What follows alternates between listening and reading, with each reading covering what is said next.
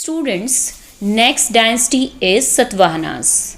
The Satavahanas, also known as Andhras, ruled the Deccan for nearly 300 years. Pratisthana was their capital. Some dominant rulers were Shri Satkarni, Vashishtiputra Pulumai, Yajnashri Satkarni, and Gautami Putra Shri Satkarni, the most powerful of them all, ruled from 106 CE to 136 CE. His conquest took him to the north of the Narmada river, into East Malwa, Gujarat, Konkan, and Kathiawad. He further annexed the Godavari region, assuming the title Lord of the Southern regions. The Satavahanas were constantly engaged in conflicts with Sakas, who ruled over Gujarat and parts of Deccan. Gautamiputra formed a marital alliance with the Saka ruler Rudradaman, marrying his son with the latter's daughter. The Satavahanas' power finally declined by 220 CE. The Satavahanas established a powerful empire.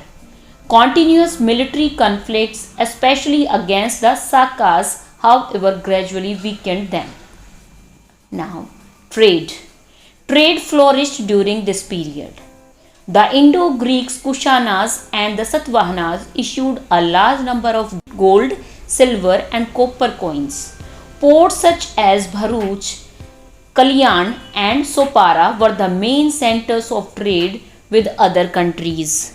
The growth of new crafts also promoted trade. Takshila, Ujjaini, and Mathura became prosperous due to trade. Trade between India and foreign lands like some African and East Asian countries existed.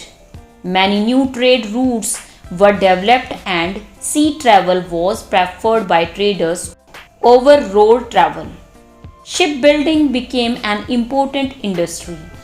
Increase in trade volume resulted in many towns springing up along the coasts. Trade with the Roman Empire flourished, especially as Roman traders came to India by ship and by land to buy goods such as spices, sandalwood, silk, and muslin. Now, the Silk Route. Making silk is a complicated process. Raw silk has to be extracted from the cocoons of silkworms, spun into thread, and then woven into cloth. Techniques of making silk were first invented in China around 7,000 years ago. While the methods remained a closely guarded secret for thousands of years, some people from China who went to distant lands on foot, horseback, and on camels carried silk with them. The paths they followed came to be known as the Silk Route. The Silk Route was the most important trade route. It had many branches. The main branch started from China, ran across Central Asia, and ended at the West Asian provinces of the Roman Empire. It was through this route that India exported pearls, textiles, ivory, silk, and precious stones. In return, India obtained glass, copper, tin, and gold. Some kings tried to control large portion of the route.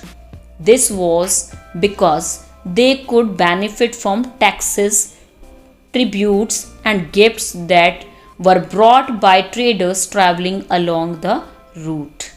In return, they often protected the traders who passed through their kingdoms from attacks by robbers. That's what about the Silk Route and trade of that period. I hope you have understood the topics. Thank you and have a nice day.